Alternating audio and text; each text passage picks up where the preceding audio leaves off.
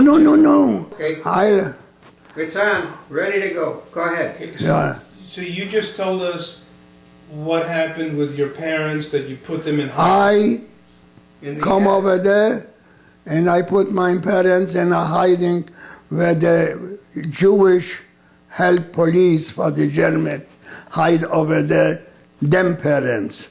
And because I was baking food in case for a war and hiding to have what to eat, they accept my parents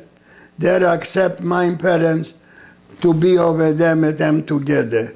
This was just this only way.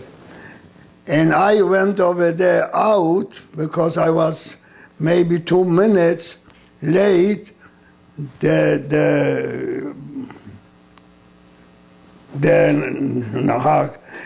man what they come for the coffee had so much time. He cannot stay a whole day and waiting for me.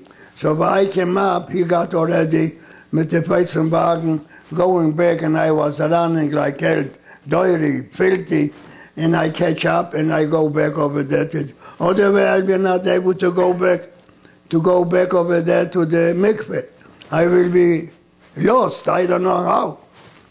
This was the moment from this. After this, comes over there when they make the selection in the mikveh, and when the selection, the mikveh comes, the Schlosser get me live. He knows, I don't. I just suggest this is not for bad, not for good. It was true. Oh, I got to hide for this assessment where he put in the ear zum Hauptmann for my death. I suggest, and this was true, because I was hiding from his vision not to see me eye by eye. So me got to go back to the place where we put out from the leftover people what they went to for study, go to Hasach and never come back. Whatever was clothing, was furniture, what, 50 cents a piece. And they put in over there, and the Goyim, the Catholic, comes and buy for pennies, this leftover.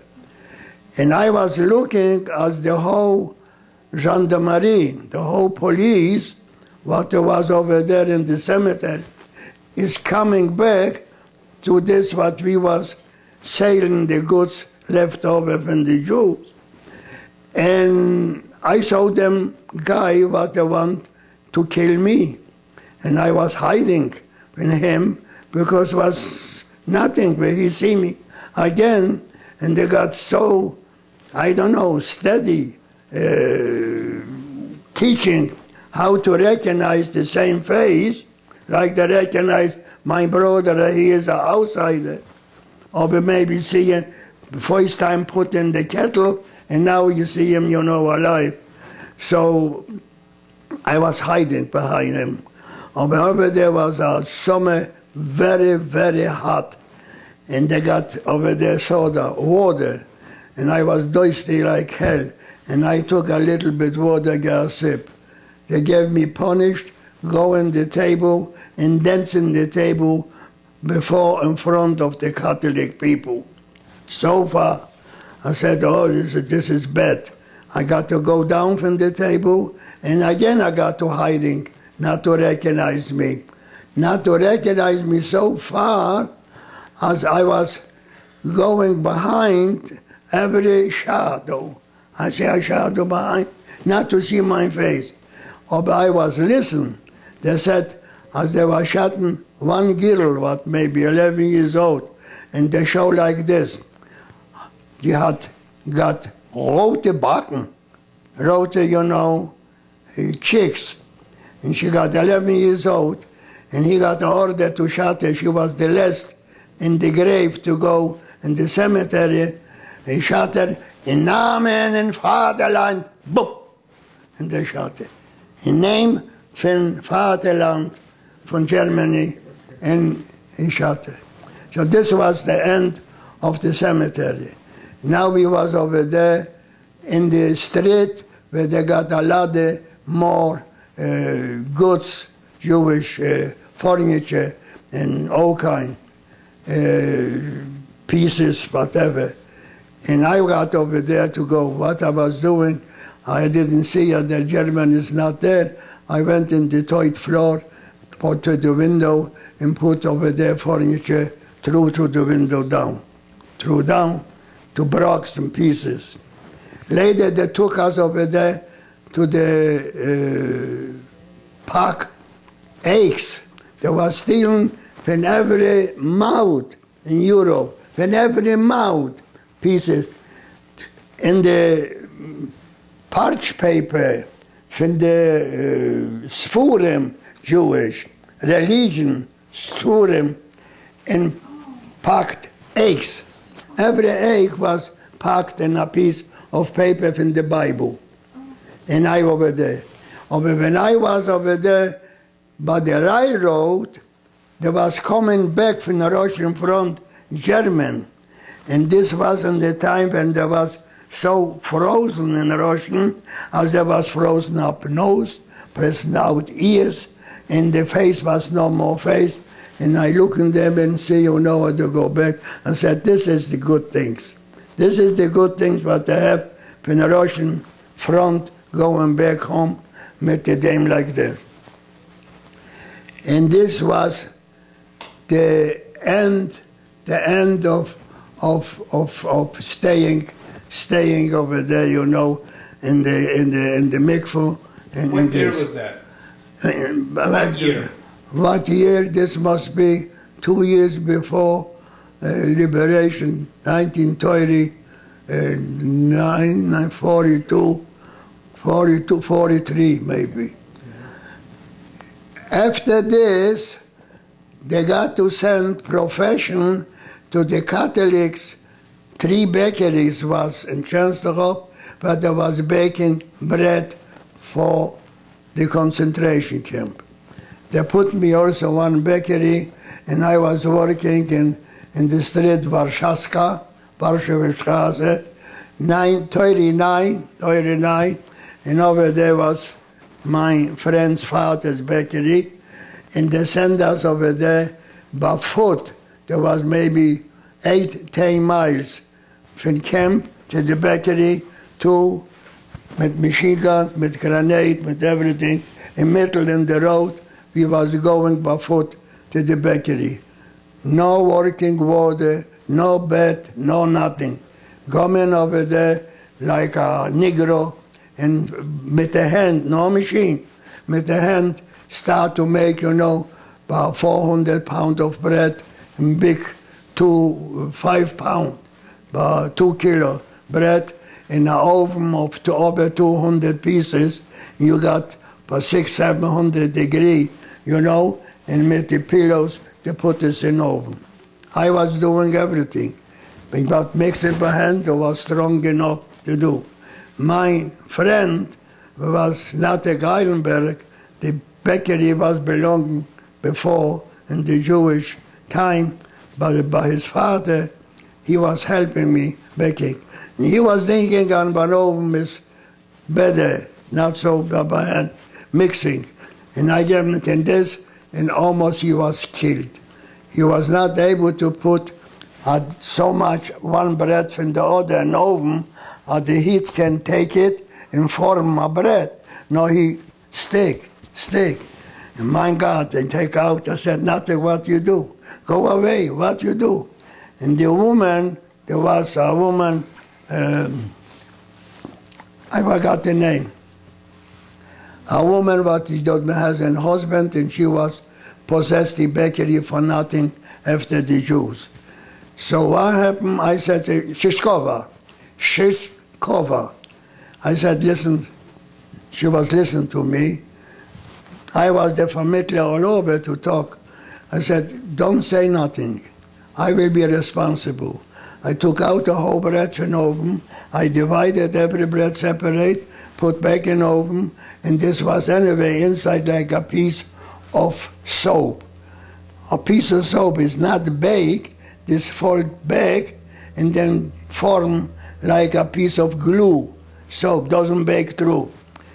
And when the boy comes to pick up the bread, I said, take it, don't say nothing, because she was ready to call up. And he makes sabotage of nothing. When he makes sabotage, he's right away finished. So I save him, and I put him back, and this was safe, and I had to do it. This was working. I was working every day from the morning, light, till there comes the light in the night. They brought us back, comes. I was free outside. I was able to disappear. Where to go? Where to go? All around is over there, not Jews, and over there, anti-Semite, know what I got to do. So I went back and forth because in concentration camp, still have a lot of people from the family alive, beside my wife, and beside, you know, her brother and friends. So I was going back and forth. The last day, this was the 13th of January, or the 14th, I was working in basement over there in the bakery. She sent down, she said, Mr. Schipper, come up over there, a German soldier, and I wanted you to translate it what he's talking. I come up, and I say, you know, in the uniform, he over there, open up the uniform, he threw away. I said, in German, what's going on? Was machst du hier? What's going? You know, the answer was, the Russians haben angefangen, the invasion in 12 of January, at 5 o'clock in the morning, and they cannot stop them. And he want to disappear back to Germany, to this way where the German is connected with Poland, the border. Over there where the Black Madonna is, that goes over there the way straight. So I tell him, listen, throw out everything, leave it over there in garbage, put in civil, and go over there straight in the alley till you come to the Madonna, make a left, and go straight, you come home. How you come home or be alive, I don't care nothing. This was the liberation. Later with the liberation, we got to make a living, and we start to work, and to work, and to work, and to make, and to go back. What happened to your parents? When you said you hid your parents in... Oh, What yeah, happened? I'm sorry. What happened with the parents? The second day, I was listening over there, I said, you know, what is it? They put dynamite under the building, and they put the building in the flame. And there is no, so much, not him, not me, not the brother, nobody was able to locate bones from the parents or from the other people what they was punished, you know, and they make a few buildings. There was a big building in the National 88 when there was over there the Jewish organization again to the Germany, you know, the Boyova. So anyway, this was the end for my parents, and this was the end over there from being in a concentration camp till we come out from this. And now when we come out, we got to make a living. We cannot this, and I was running from city to city, from place to place. And I got tourists.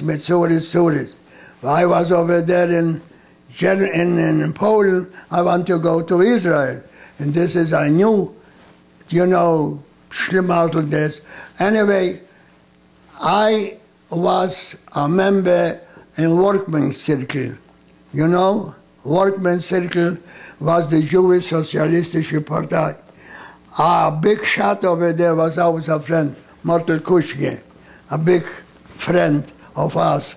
And he, all of a sudden, I was working in the night, in the day, and in the night I was a courier to go in Poland around, and there was coming a lot of money from the organization in the United States, and I got to deliver over there people what there was to disappear from Poland, not legal. And I put them to Katowice, and over there was a direction, smuggle, you know, connection. And I put a lot, not just Jewish, Catholic, big senators, big politicus. You know, when they didn't want to sign to be in the PPR, in the Polish Party, you know, communistic, and this was the end of this in short. I cannot display, it got to be a few more days to explain everything. So what happened, what did you do after the liberation in Poland? After you were the courier, but what else did you do? Let's just hold it for a minute. When I was liberated, my friend was a big shot over there in the workman's circle, and this was over there in Katowice. And there was also lucky. I don't know. I said everything was luck. Yeah. I over there. Well, wait. Let me go back. What happened after the war? After the war, we went over there, you know, to look where to can make, you know, a living for the family. And Częstochow was impossible. And we went over there to the German border, but this city in Germany, Reichenbach, Jerzonio, was the most Jewish coming back from the Russian and from the concentration camp, built up a city, what they said is not Jerzonio, no, Żydzionio, Yiddish city. Anyway, over there, you know, we organized also from Motel the cooperation, and we got from the money coming here from the United States, from the big philanthropic this, and we start to bake already over there, you know, for the cities and for the organizations. This was in the beginning when there was acceptance, you know, from Polish Regierung, as they can, you know, using under the name of the organization. Later they discontinue, they don't want to do, so the name was away and they was organized. This is a militia in Poland where there is just the name from the militia. Powszechna Spółdzielnia Spożywców. This was the legal this. In the Jewish name, with the Jewish money, there was put in hold, in close. Polish Regierung take this, you know, an asset and takes away. This was the end of them. And later, you know, I say like this, 1939, yes, and we decided to go without passport. That wasn't 1939. So we were talking 49. 49. 49. 1949. 39 was the beginning. 1949, I decided to go without passport. I decided to go without passport. Who were you with at that time? I was working in that time for myself. I opened up a bakery in a street where there was left over there after the Germany, Daszyńskiego, there, and I closed the bakery with nothing. It's not mine. And I go over there, you know, over the border. I go over the border, we was over there in snow. The older son wasn't this time out what Mark 49, 46, 3 years old, you know, and the snow was still here, and I lost them in the snow, and the provider what I got, he took them off the body, and we went through. We were already in Czechoslovakia, and something goes wrong, and they came to Czechoslovakia police, and they took us to jail. Who was with you at that time? Who were you going with? Who was escaping?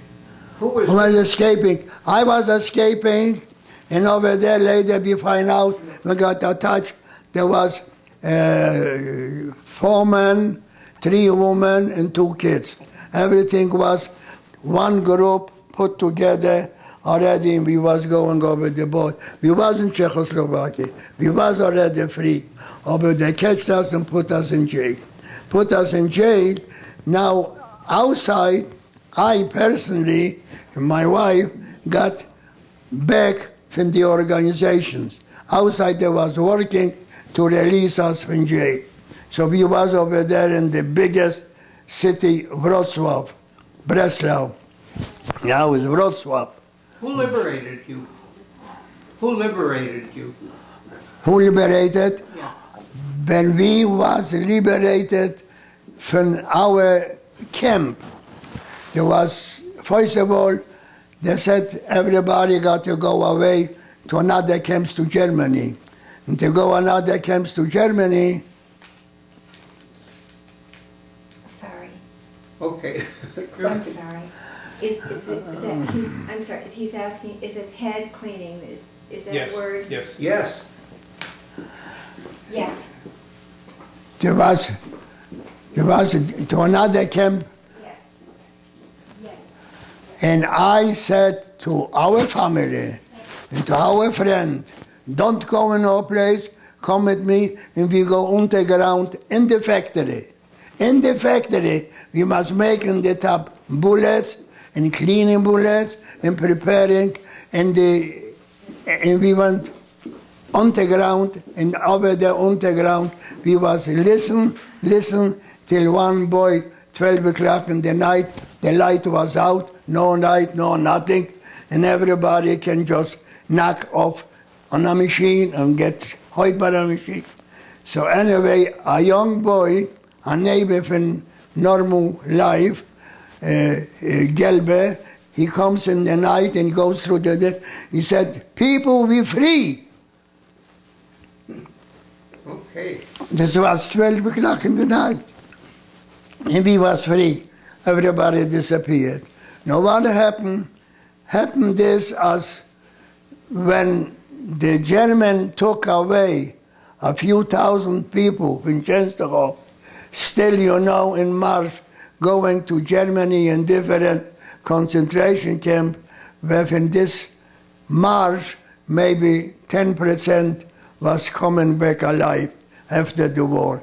The rest, everybody was no more alive. And we was over there going out in the morning.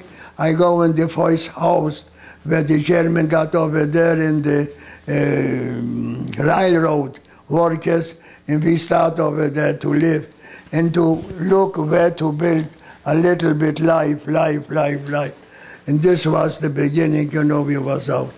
And later, you know, how was we went in one city, another city, till the end, I go back over there to Jerzhonov, and they call me back to come to work, and I go over there to work and start to work from the bottom up till they make me for a director. I was yesterday, you know, anti-communist, anti-this, and all of a sudden they make me for a director. And I start, honest, to rebuild up, very big and very nice and very succeed. But the workers make triple more money with restructuring and with rebuild what I come in. And this was to the end when I said, I want to go to Israel, I don't want to be no more here, and I go over there, I can go over there to Warsaw from the company to the central, you know, office hours for business. But I went more to the Jewish, you know, embassy, and I work out till the one from the Polish big shots, Gomułka.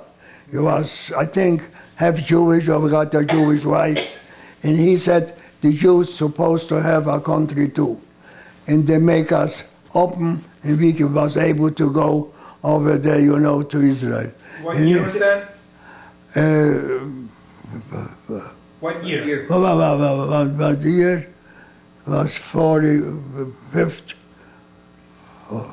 45, 49. When you went to Israel, what year did you go to Israel? Israel, Was it Palestine? No, You 57. was what, 3 or 4 years old? 4. 4 years old, I say.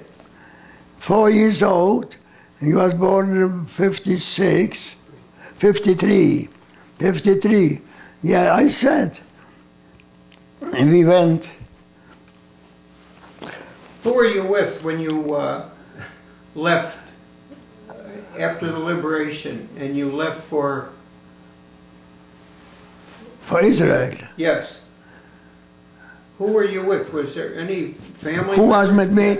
Rani was, the oldest son, my wife was, and I was, and from the family, no, just, neighbors, and this what I was working before. Okay. And we went to Israel.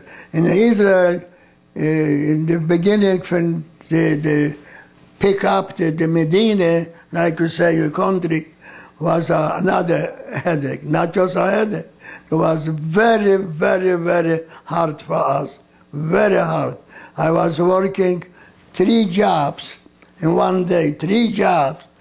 Over there running in the morning early with a bike to the city, coming back and to go over there working in a bakery what I was making challis, twist. And here was my ankle swollen up, was primitive, no machines, no nothing.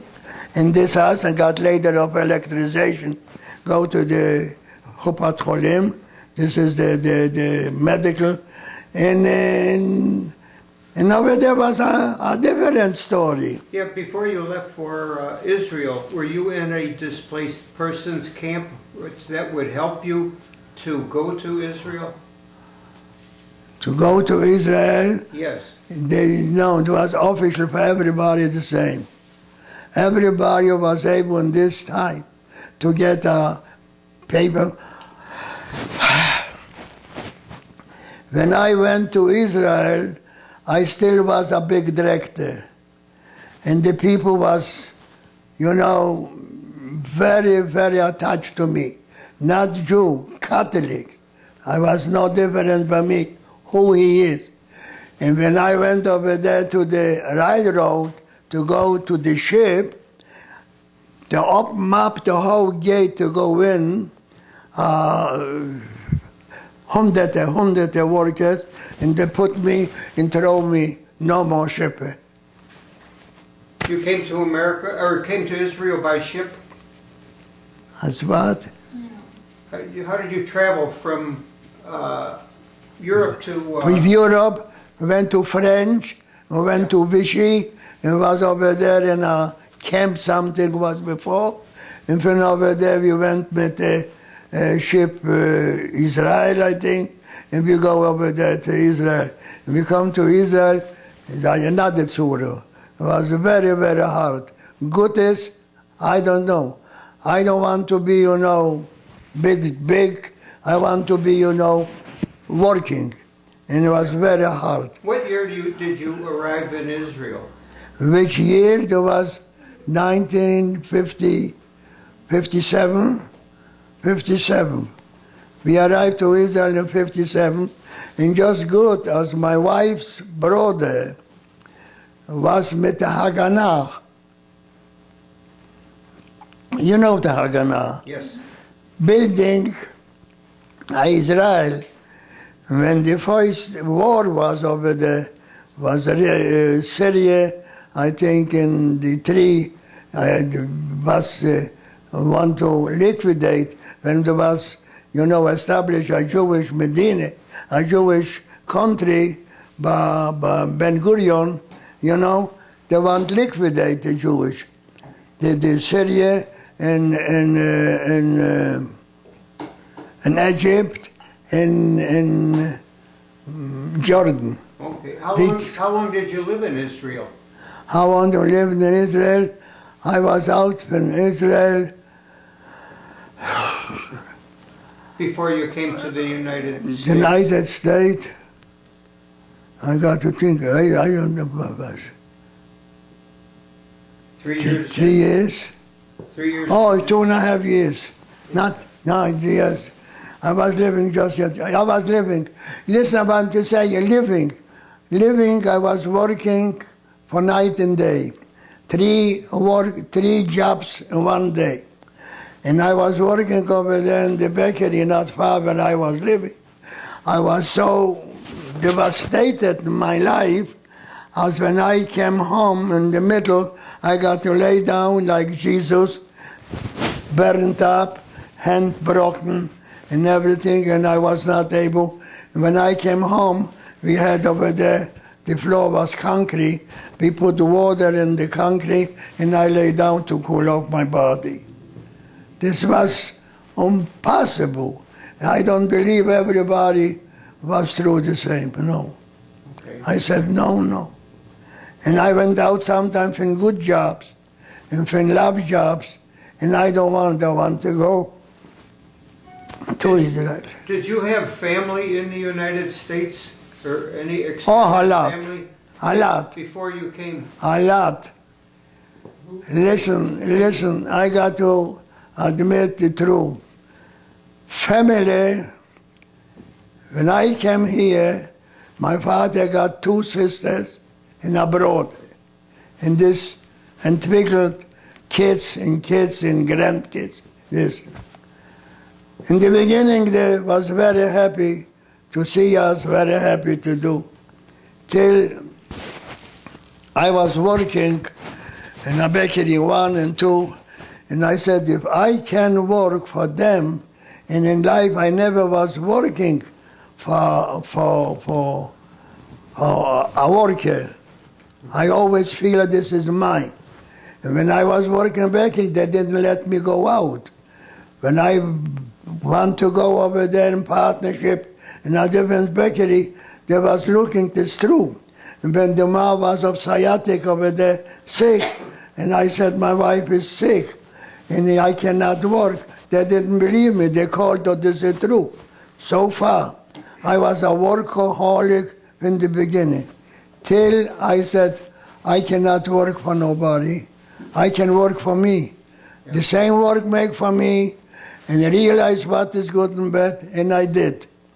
I went over there and took money from people what they put out.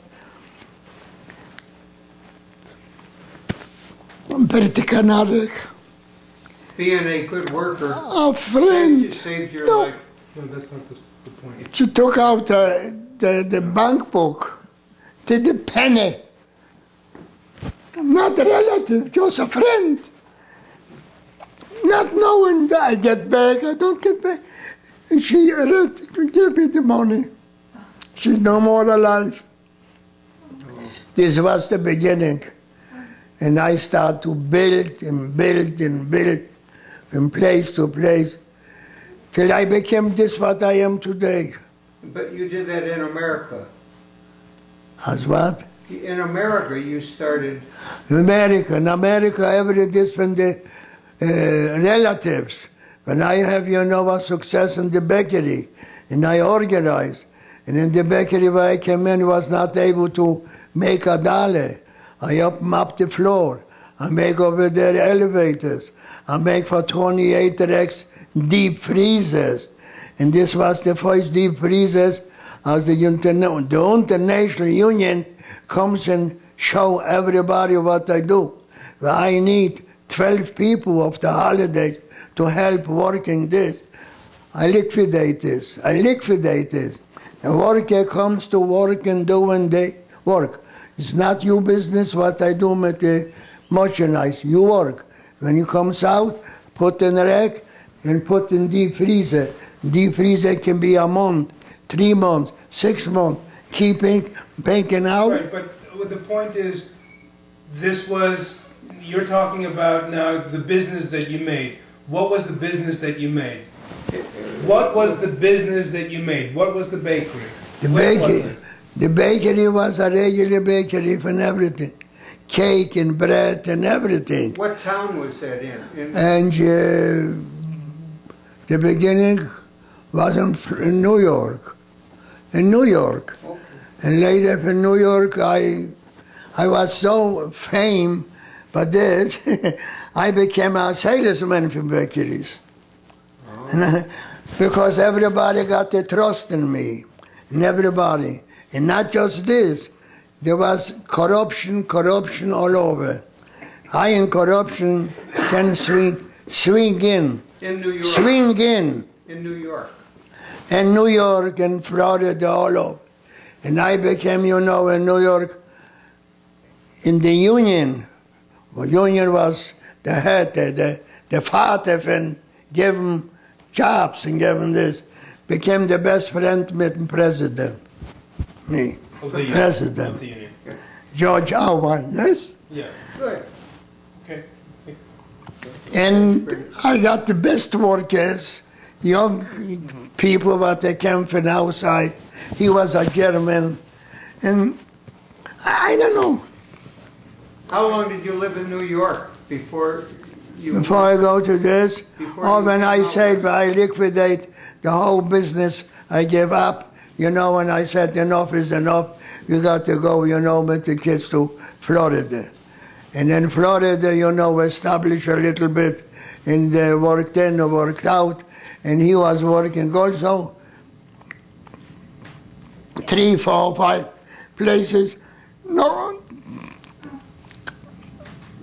In Florida. the best thing was, as they make, like the kids today, 2 years for 1 year. He and the brother. So, I don't know. It's hard to go through everything. I didn't want to come to the kids' tears, I don't know. There's too much pain.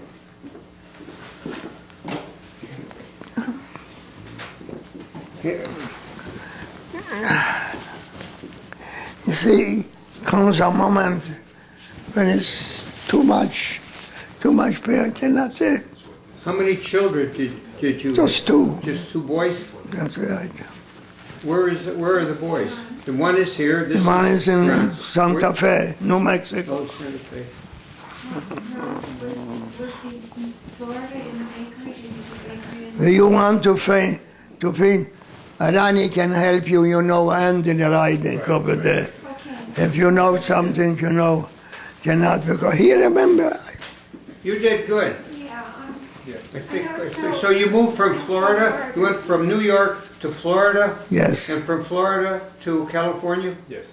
California, he took me California. From Florida. Listen, do you believe, as I had a house in 3 bedrooms, full equipped, with full beautiful furniture, beautiful everything, and there came, I get this away for 0. I didn't took a penny in everything. Everything went for donation. Who do this? Nobody. Nor America, no Europe think. Crazy me. And he said, Pop, leave, come. Good for Ron. Yeah. Yes. So you donated a house? We did. But who was he? Who were you with when you went from New York to Florida to California? In New York to Florida, I sold the house. And from Florida to California, I don't sell the house. I give away the house. I give away the inside, everything. Everything. I didn't took nothing. I just have now things that I bought around and threw out now in garbage. All right? This is it's impossible to imagine. I don't know. You did good. I think congratulations. Okay. Oh, thank you. So it's hard. Your mother. Where was your mother? She was there all the Go time. on. No, she's here. She's here. She's in. And she was in New York with She you? was in New York. And She- Florida and over here. They're celebrating 70 years now. Wow. I'm sorry it was so hard, That's but what we did. more people will be able to hear know that these things happen. I left a lot of things out because Uh, it's impossible to Yeah. go with details, everything, This is, do you imagine to go work by day with Motley Kushner, you know, he gave me money. I put the money in the side over there, and there I wrote, you know, and decide if somebody comes in, detect or what, it's not my money, and go with the money and knock on the door in the night to Lodz in Poland, Krakow, you know, Częstochow, and pick up people that I never saw in my life, and said leave them over there so much, and tell them in this day to be over there in Katowice, in this street, in this cafeteria, and I came over there with smugglers and take a bunch and put over there. It's like what you see in a movie. No. The must be the tension. Okay, I'll talk to The you. tension, but you help these people to have a life, right? Yes. By giving them money and telling them. I mean, you save I lives. saw the people live in Israel. The ones that you helped get out of Poland. Yes, yeah. When I was out in Poland, I saw them in Israel, and he was in camp. What? Which camp? Camp in Israel? Hampshire. No, you mean he's a young I child. was at a workman's, what he's talking about, so let me go with it. He was working through the workman's circle, which was donating money from the United States, and he was serving as a courier Yes. in Poland, Yes. separate from his regular work. People didn't know that he was going around and distributing the funds that were being sent to be able to leave Poland. Yes. Workman's circle, what he's talking about is later on in the 60s, I went to a workman's circle summer camp. And that was, I'm not sure how familiar you are with Workman's Circle. Workman's Circle was basically the labor movement, the labor social. They believed in something, it was more secular. Wait, right now, hold it. Sure, I'm holding it. Hold it.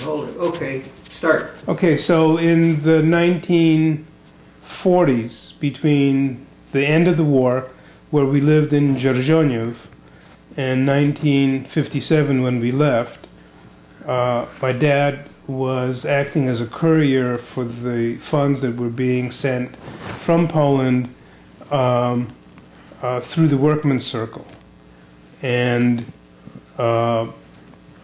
at that time, the funds were being distributed in order to let people leave Poland.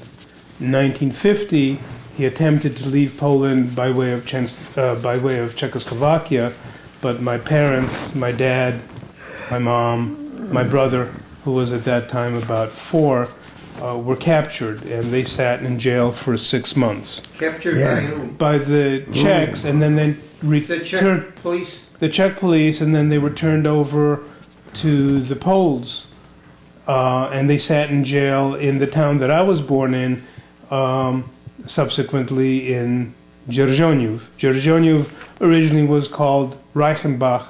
It was originally part of Germany, but when after the war it became part of Poland. In 1957 we were able to leave and go to Israel, where my uncle had immigrated, so we were able to be there. And then in 1961, we actually got onto the U.S.-Israel for passage paid for by my father's niece, and we actually came to the United States by boat through the port of New York and saw the Statue of Liberty from the bow of the ship. So we are of that old school of immigrants that came to the United States by boat. I want to get how this person, I don't know why, when I was in jail in Czechoslovakia, in jail, there was a prevention. It's not a jail, it was a prevention over there where we were sitting. What happened? There was in this time, Czechoslovakia was a lot of prisoners, German soldiers. There was still the war.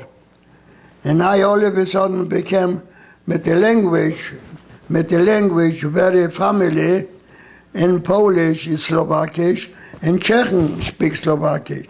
So I was so speaking with a little accent, and they make me, I got to be the watcher of the German soldiers. They was thinking I'm a Czech. I'm not a Jew. I'm not outside. And all over I got the same problem. In which I came and what I do, I became so friendly and honest. Okay. That helped save your life, anyhow. I, I do want to Thank thank you. both of you very much. I think anything else you can think of or say? How no, about your brother? What? How? He lives in Santa Fe now. He lives in Santa Fe. He He is. teaches salsa dancing. Oh, and children? He has no children. I have two. In fact, my son is named after my dad's brother who went to Paris, Henry, and who perished in Auschwitz. He and his family perished in Auschwitz. But your dad had family in the United States. The family, I think, was minimal. My father's niece was in the United States. She survived together with them through the war. Immediate family, really, the only one that was left. My mother had seven. There were 7 siblings. All of them perished. My dad had. There were 5 siblings. All of those perished except for himself. I take it back. My mother's brother survived. He left Poland in 47 and made it through to Israel and was a member of the Haganah. So How about the extended family? All gone?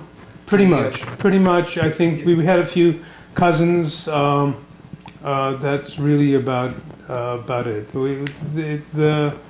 The bulk of both families perished in the war.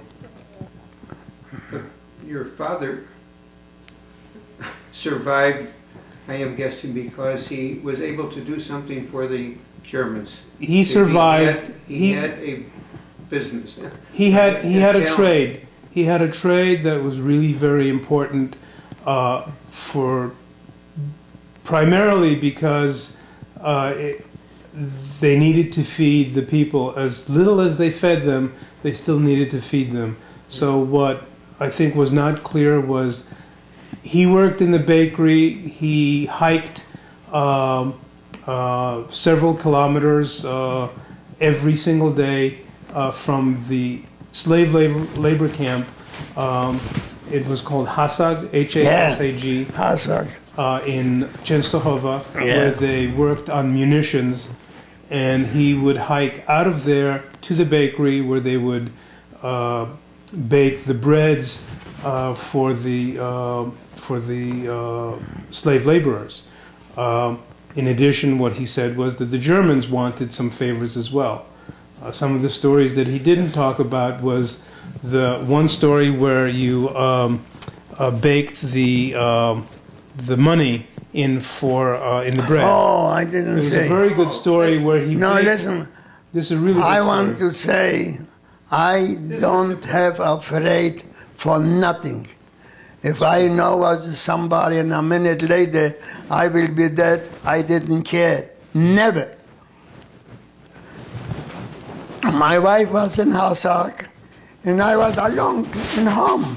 And I don't know what will be with me, what will be, in this way. So what I got from the parents, a little schmuck, and a little, gold and whatever. Do you believe it? When I was baking bread to give, to the camp for the workers, the big shots, one special, the director from Hasag, come over there to take, they said in our language, faseve, something to get for the workers. The needy over there was naked without everything. Do you know? I took a bread, a 4, around 1, there was 2 kilo, 220 pounds, and I have a bread baked in, before was baked, gold. Wow. Gold. And the director comes, and I talk to him like I talk to you, to whom? Director, my family is over there, and I have already knows us. He knows over there one from the shoemakers.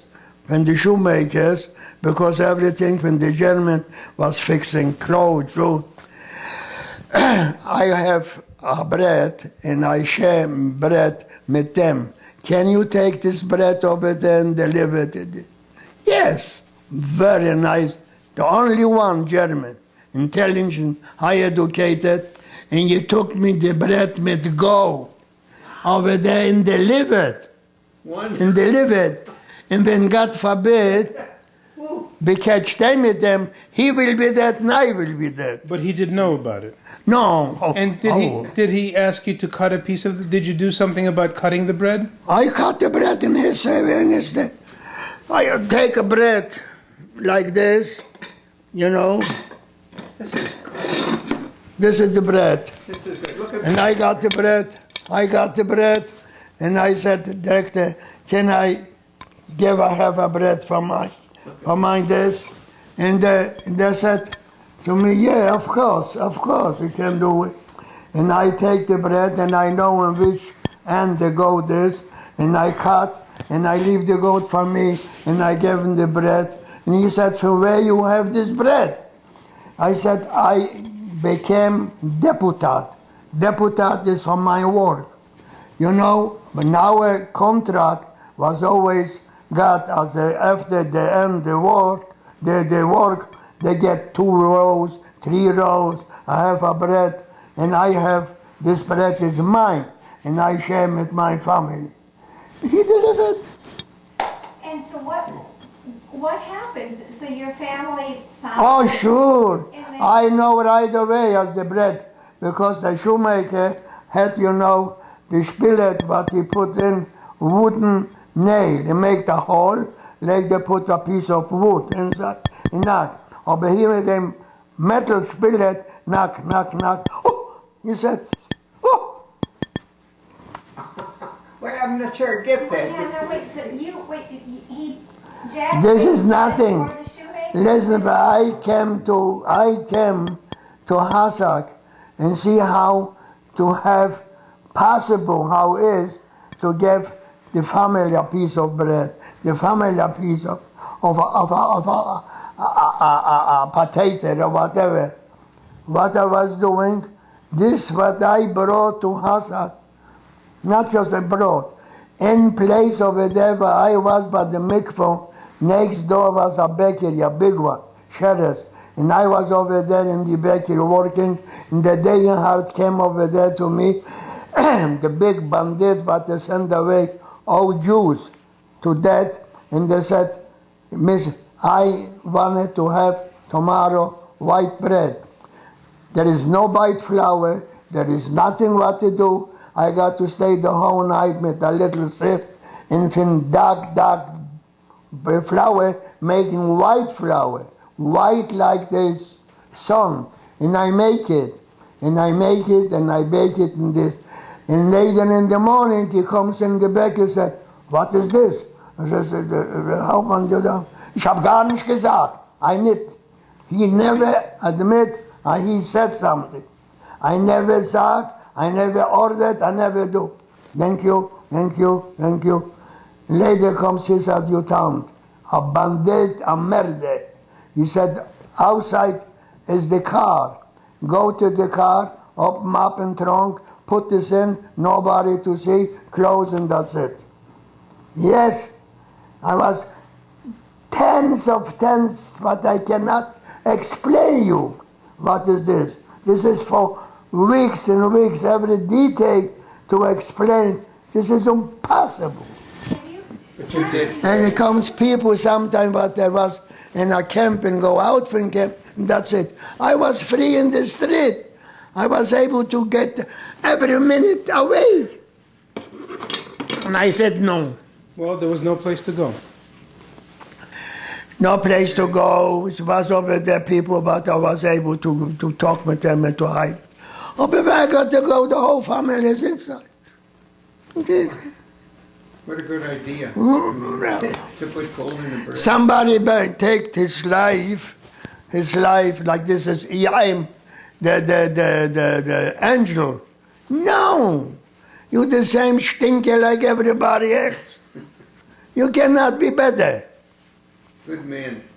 God. Better. I open up a shul. Look this way. I opened up a shul over there in Reichenbach. Where I said it was like a lyceu. Right? Yeah. And kids doesn't show up. I work in a different place. I got responsibility from over there, but I got like social, the offsay, of this school. I got the patron. The patron I was of the school. They doesn't have shoes. They doesn't have clothing. Winter. Doesn't matter, this is a Jew, this is not a Jew, whatever. Oh, but this is a feeling. No. People are so bad. People are so egoistic. People are so selfish. In my family, I have maybe here in the United States 40, 50 different second cousins. Do you know somebody? No, I don't know. Does somebody calls one? I don't know. This is it. In Poland, where you was living anything, there was a togetherness, there was a affair or what, the whole family from all over was like, not here, no.